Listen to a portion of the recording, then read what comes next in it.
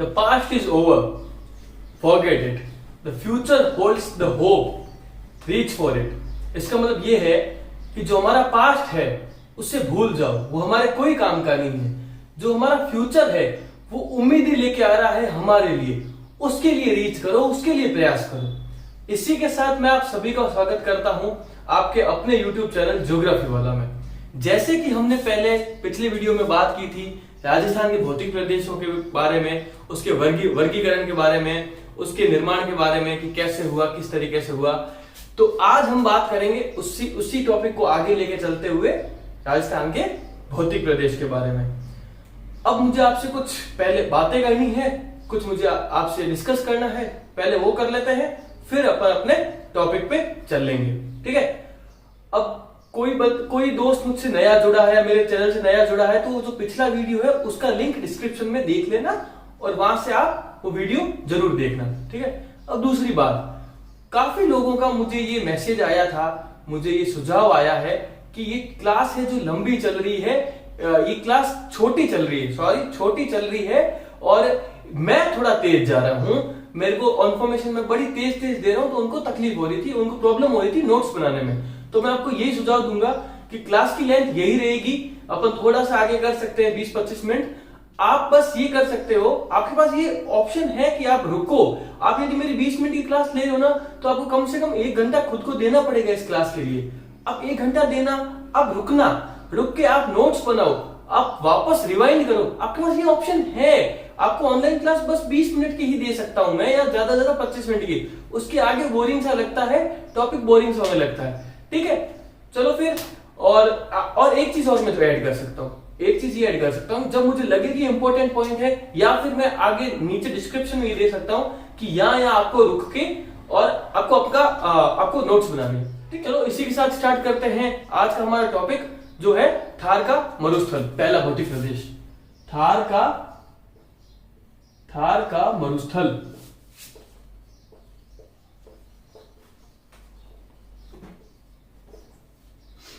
तो सबसे पहले देखते हैं कि मरुस्थल के बारे में अपन क्या जानते हैं। तो अपन किसी चीज को मरुस्थल तब कहते हैं जब वह वर्षा ना हो, तो उसे अपन मरुस्थल कहते हैं। अब इसकी अपन कुछ विशेषताएं देख लेते हैं। तो विशेषता अपन कैसे देखेंगे, अपन स्टार्ट करेंगे संसार से लेके राजस्थान तक। पहले इसमें ये देखेंगे संसार के रिस्पेक्ट में, संसार के संदर्भ में इसकी क्या विशेषताएं हैं। उसके बाद अपन भारत पे आएंगे कि भारत के संदर्भ में क्या विशेषता है। उसके बाद आएंगे राजस्थान के संदर्भ में क्या विशेषता है। तो संसार के संदर्भ में विशेषता देखें तो कुछ इस तरीके से इसकी विशेषता है कि पहली विशेषता है कि ये सर्वाधिक सघन बसा हुआ मरुस्थल है। ठीक है। दूसरी विशेषता, ये सर्वाधिक जनसंख्या वाला मरुस्थल है। तीसरी विशेषता क्या है, ये सर्वाधिक जन घनत्व वाला मरुस्थल है। चौथी विशेषता क्या होगी, सर्वाधिक जैव विविधता वाला मरुस्थल है। ठीक है। क्या क्या बताया मैंने आपको, सर्वाधिक तो बोला ही था, सर्वाधिक सघन बसा हुआ, सर्वाधिक जनसंख्या।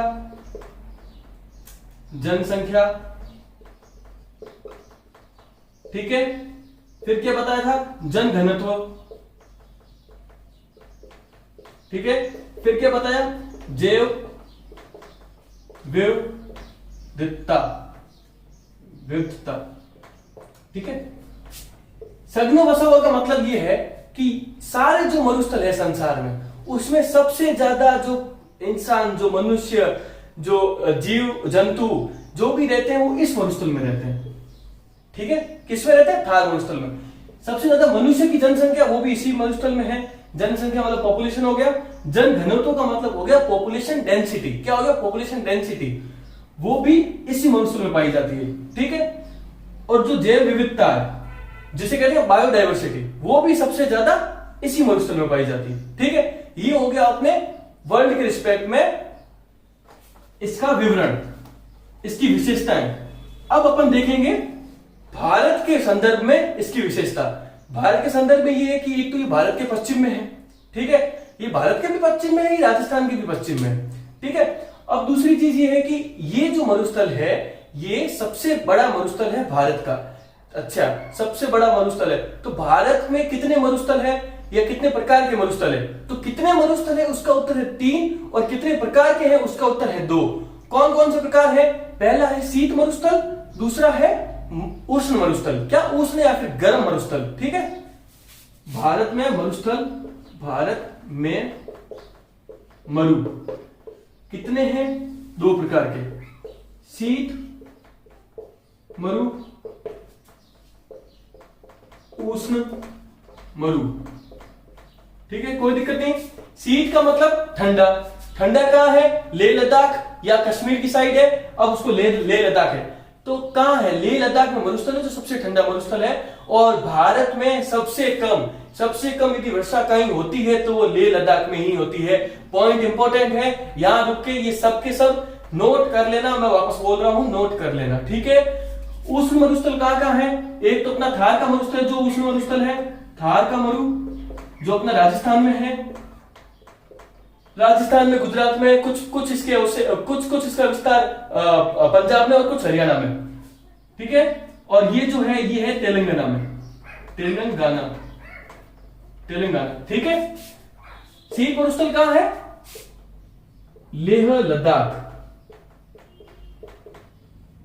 केंद्र शासित प्रदेश है ये, अभी केंद्र शासित प्रदेश है, तो इसको जम्मू कश्मीर के साथ नहीं लिखेंगे, ये एक राज्य नहीं रहा, ये नहीं, एक जम्मू कश्मीर राज्य में नहीं है, अभी अलग से केंद्र शासित प्रदेश है। तो शीत मरुस्थल है लेह लद्दाख में, और उष्ण मरुस्थल है, उष्ण मरुस्थल 2 हैं, एक तो थार का मरुस्थल जो राजस्थान, गुजरात, पंजाब, हरियाणा में है, और ये तेलंगाना में है, ठीक है, कोई दिक्कत नहीं है। अब अपन देखते हैं राजस्थान के संदर्भ में इसकी विशेषताएं। तो अब राजस्थान के संदर्भ में इसकी विशेषताएं देखते हैं, तो सबसे पहली जो इसकी विशेषता है वो है कि ये राजस्थान का सबसे बड़ा भौतिक प्रदेश है, ठीक है। राजस्थान यदि अपन 100% माने तो 61.11% ये अकेला कवर करता है, ठीक है। 40% जनसंख्या इसमें रहती है, तो सबसे बड़ा भौतिक प्रदेश भी यही हुआ, और सबसे ज्यादा जनसंख्या भी यहीं रहती है। जनसंख्या बोल रहा हूं, जन घनत्व यहां नहीं है, राजस्थान के संदर्भ में जन घनत्व यहां नहीं है। विश्व के संदर्भ में सबसे ज्यादा मरुस्थलों का देखें तो जनसंख्या यहाँ, जन घनत्व यहाँ है। जन घनत्व जो है ना, जो जन घनत्व, जो पॉपुलेशन डेंसिटी, जन घनत्व जिसे कहते हैं पॉपुलेशन डेंसिटी, ये राजस्थान के संदर्भ में देखें, राजस्थान के संदर्भ में तो ये सबसे ज्यादा नहीं है, पर ये मरुस्थल के संदर्भ में देखें, विश्व के मरुस्थल, मरुस्थल संसार, मतलब संसार के संदर्भ में देख रहे हैं मरुस्थल के, तो ये है, समझ में आया। राजस्थान के संदर्भ में सबसे ज्यादा जन घनत्व किसका है, तो राजस्थान के संदर्भ में सबसे ज्यादा जन घनत्व है वो है पूर्व के मैदान का, ठीक है।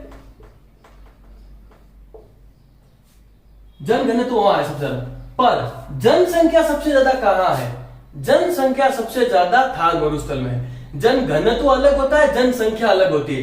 जन घनत्व वो चीज होती है यदि 1 स्क्वायर वर्ग किलोमीटर में, 1 स्क्वायर वर्ग किलोमीटर में कितनी जनता साथ में रहती है, कितनी पॉपुलेशन एक साथ रहती है, उसे कहते हैं जन घनत्व, ठीक है। जनसंख्या टोटल होती है, जन घनत्व होता है कि एरिया, कितने एरिया में, एक स्क्वायर किलोमीटर एरिया में कितनी जनसंख्या रहेगी, उससे कहते हैं जन घनत्व या पॉपुलेशन डेंसिटी। समझ में आ गया, ठीक है।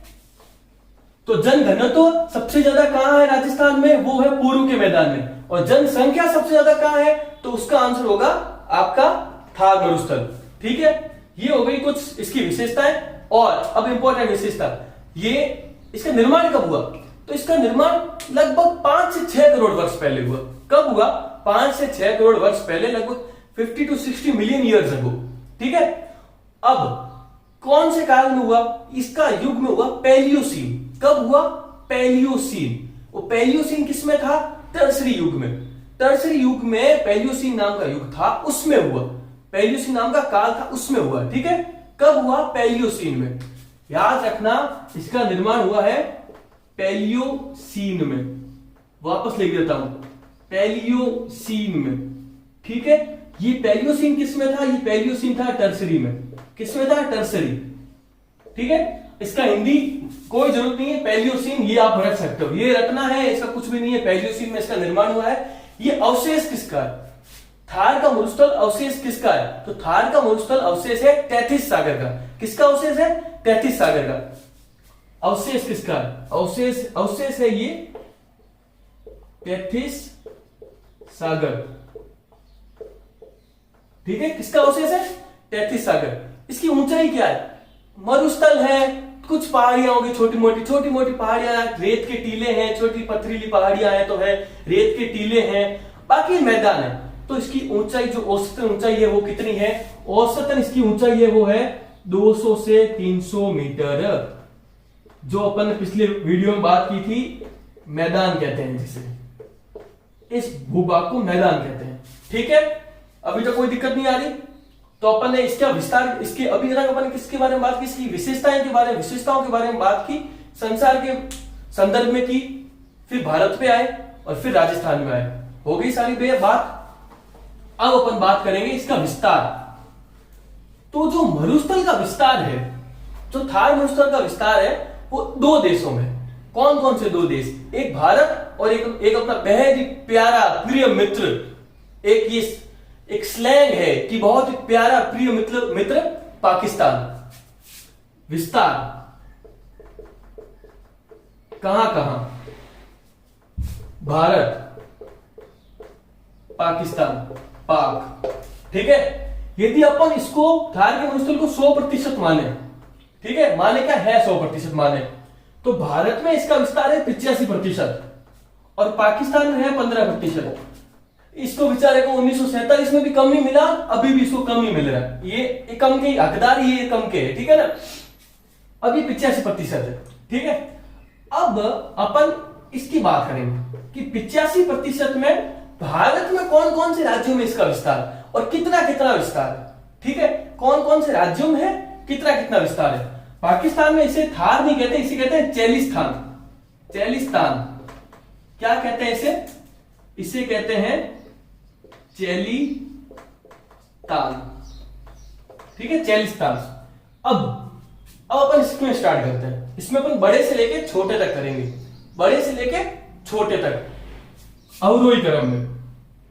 तो इसमें जो पहला है वो है राजस्थान। कितना विस्तार है?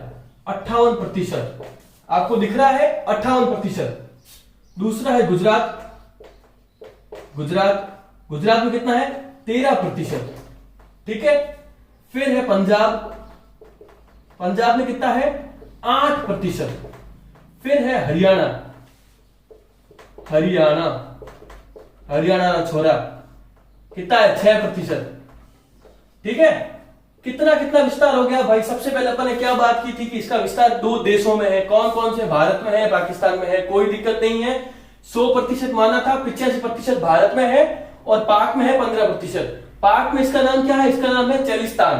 ठीक है, अब भारत में 85% में इसका विस्तार 85% के हिसाब से चले। यहां 100% मत ले लेना, गलत हो जाएगा आंसर। 100% यहां मत ले लेना।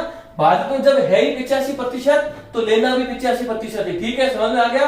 85% है। सबसे ज्यादा कहां है? अपने राजस्थान में, अपना प्यारा राजस्थान अपना। ये राजस्थान में 58% है। गुजरात में कितना है? 13%। अपने बहुत ही बढ़िया घनिष्ठ मित्र है गुजरात। फिर पंजाब 8%, फिर हरियाणा 6%। ठीक है, ये इस तरीके से है। ये बड़े से छोटा है, उसे कहेंगे अवरोही क्रम।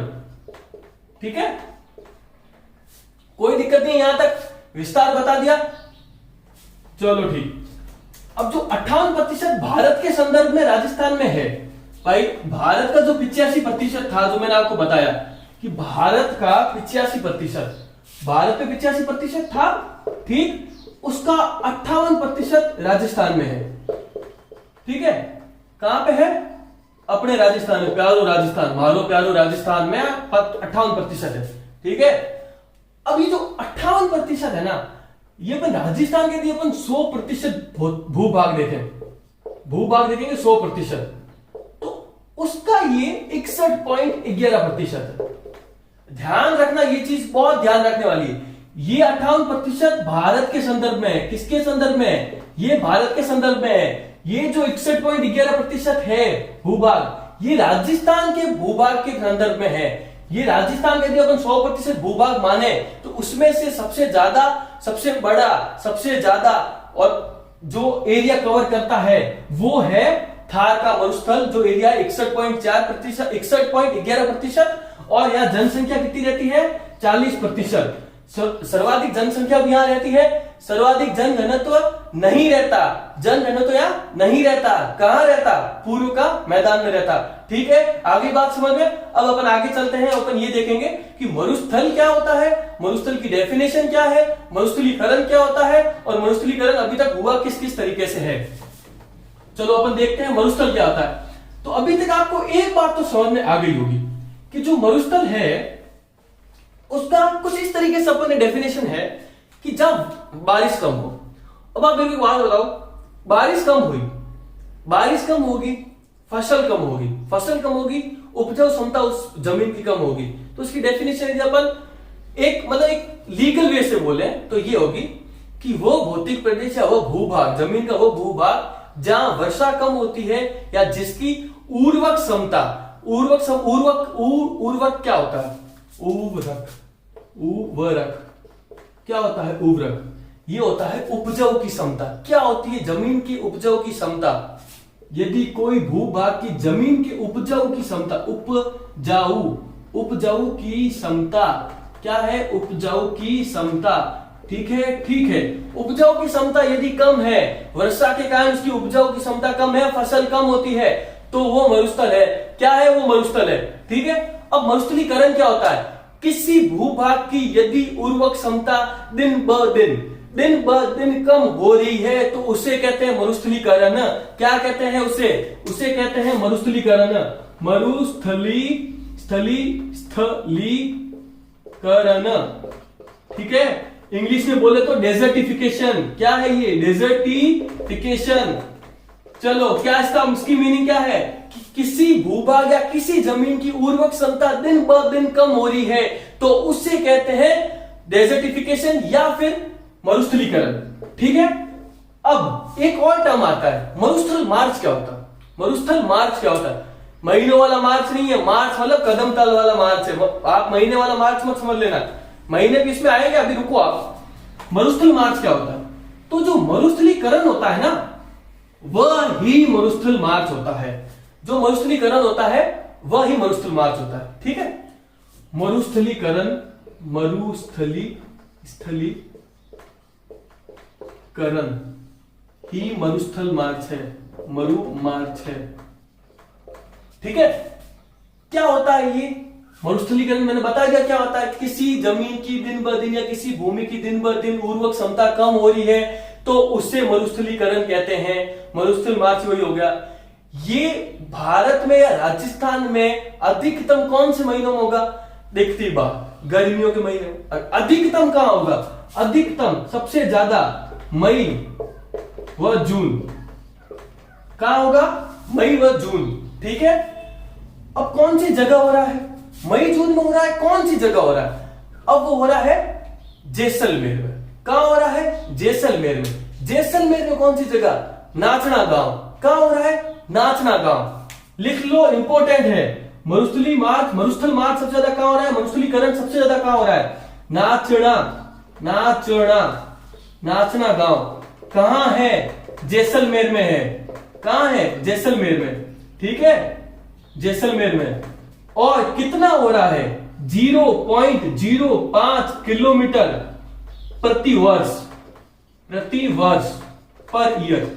समझ में आ गई बात? मरुस्थल मार्च कौन से महीनों में अधिक होता है? मई व जून में अधिक होता है। कहां हो रहा है सबसे अधिक? नाचना गांव में हो रहा है। नाचना गांव कहां है? नाचना गांव जैसलमेर में है। अब ये क्या है? 0.05 किलोमीटर प्रति वर्ष हो रहा है। और इस मरुस्थल के कुछ उपनाम भी है। जैसे अपने घरों में भी उपनाम होते हैं, अपने नाम होते हैं और कुछ उसके उपनाम में होते हैं। तो इस मरुस्थल के कुछ उपनाम है, जैसे कि जो पहला उपनाम है वो है पश्चिम का मरुस्थल। पश्चिम का मरुस्थल का उपनाम क्यों पड़ा? क्योंकि ये राजस्थान के भी पश्चिम में है और ये भारत के भी पश्चिम में है। ठीक है। दूसरा उपनाम है थार का मरुस्थल। थार का मरुस्थल इसे क्यों कहा जाता है? क्योंकि इस क्षेत्र में पहले थार नामक जनजाति पाई जाती थी, इसलिए इसे थार का मरुस्थल कहते हैं। जो तीसरा इसका उपनाम है वो है महान मरुस्थल। महान मरुस्थल कहने के पीछे यही कारण है कि भारत का सबसे बड़ा मरुस्थल है, भारत का सबसे बड़ा मरुस्थल, इसलिए इसे महान। अब हम देखेंगे मरुस्थल का राजस्थान में वर्गीकरण किन किन आधारों पर किया गया है। तो मरु का राजस्थान में वर्गीकरण। ठीक है, तो ये मुख्य रूप से तीन बेसिस पे किया गया है। कितने पे? 3 बेसिस है इसके। एक है मिट्टी के आधार पे, ठीक है, एक है बनावट के आधार पे। किसके आधार पे? बनावट के आधार पे। और एक जो है वो है जलवायु के आधार पे। किस पे? जलवायु के आधार पे। मिट्टी के आधार पे 2 पार्ट में से बांटा गया है, 2 भाग में बांटा गया है। ठीक है, एक है रेत युक्त, एक है रेत मुक्त। क्या है? रेत युक्त व रेत मुक्त। रेत युक्त है 58.5%, रेत मुक्त है 41.5%। इसको अपन ने 100% माना है। ठीक है, ये जो है रेत मुक्त, पटवारी परीक्षा में क्वेश्चन आया है कि मरुस्थल का कितना भाग रेत मुक्त है, तो ये प्रश्न आया है कि 41.5। यकीन ना हो तो पिछला 2008 वाला पटवारी का परीक्षा की आप प्रश्न पत्र उठा लेना, क्वेश्चन आपको वहां मिल जाएगा। ठीक है, बनावट के आधार पर इसे 3 भागों में बांटा गया है। कितने भागों में? 3 भागों में। एक तो हो गया रेत युक्त, ठीक है, एक हो गया पथरीला, और एक हो गया मिक्सचर। भाई एक में तो जिसमें रेत है, ठीक है, रेत बनावट मतलब टीले, रेत के टीले। एक है जिसमें बाटे कंकड़ है, ठीक है, बाटे है, कंकड़ है, छोटी छोटी पहाड़ियां है, वो है। और एक है मिक्सचर, इन दोनों का मिक्सचर। उधर पत्थर कंकड़ भी है और उधर मिट्टी भी है, धूड़ भी उधर है। ठीक है, मिट्टी धूड़, रीजनल भाषा में जो धूड़। ठीक है, रेत युक्त को कहते हैं अपन इर्ग। क्या कहते हैं? इर्ग। रेत युक्त जो बनावटी होते हैं उसे कहते हैं इर्ग। क्या कहते हैं? इर्ग। इंपॉर्टेंट है, लिख लो अभी। यहां लिखना है, यहां रोकना है, वीडियो को पीछे लेना है, वापस देखना है, वापस आगे लेना है, ध्यान रखना, रोकना है वीडियो को। पथरीले को कहते हैं हमादा। क्या कहते हैं? हमादा। क्या कहते हैं? हमादा। वापस बोल रहा हूं, बहुत इंपॉर्टेंट है, बहुत इंपॉर्टेंट, एग्जाम के पर्सपेक्टिव से तो बहुत ज्यादा इंपॉर्टेंट है। मिक्सचर इसे कहते हैं, जो दोनों होते हैं इसे कहते हैं रेग। क्या कहते हैं? रेग। क्या कहते हैं? रेग। ठीक है, समझ में आ गई? ये तीनों है बनावट के आधार पर इसका जो किया गया है वर्गीकरण। भाई जलवायु के आधार पर मैंने क्या बोला था? जलवायु के आधार पे जलवायु या कम वर्षा 2 भागों में बांटा गया। शुष्क, अर्ध शुष्क। ठीक है, शुष्क में कौन कौन से जिले? बारिश, conditions, terms and conditions. 0.25 centimetre, 0 से लेकर 25 सेंटीमीटर तक वर्षा होती है। यहां कितनी होती है? 25 से 40 सेंटीमीटर, या कोई किताब में बोला था 50 सेंटीमीटर भी होती है। ठीक है, इसमें कौन कौन से जिले आते हैं? क्या बोला था? जोधपुर, ठीक है, जोधपुर, बाड़मेर, जैसलमेर, बीकानेर, ये 4। इसमें क्या क्या पार्ट बोला मैंने आपको? इसको 4 भागों में बांटा गया। इसको 4 भागों में, इसमें 4 जिले आते हैं, उसमें 4 भागों में बांटा गया है। कौन कौन से भाग है? पहला है घग्गर का मैदान, घग्गर का मैदान, ठीक है। दूसरा है शेखावटी, शेखावटी का पर्वातंत्र का आंतरिक पर्वातंत्र, आंतरिक पर्वा क्षेत्र, ठीक है। घग्गर का मैदान, घग्गर के मैदान में कौन से 2 जिले हैं? पहला है हनुमानगढ़, दूसरा है श्रीगंगानगर। मैं बोल रहा हूं, आप नोट्स बना लेना, यहां आपको नहीं दिखेगा अभी, ठीक है।